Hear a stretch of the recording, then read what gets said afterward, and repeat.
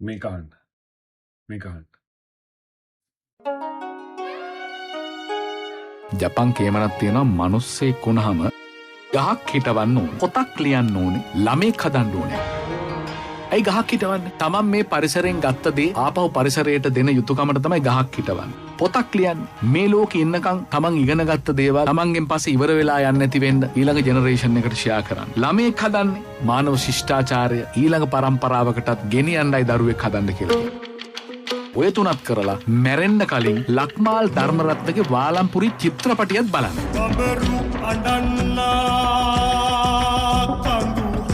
ලංකාව අපිට කරන්න 4ක් තියෙනවා. මම දැක්ක පළවෙනි චිත්‍රපටිය සිංහලෙන් සහ දෙමළෙන් කියන භාෂා දෙකෙන් මේන.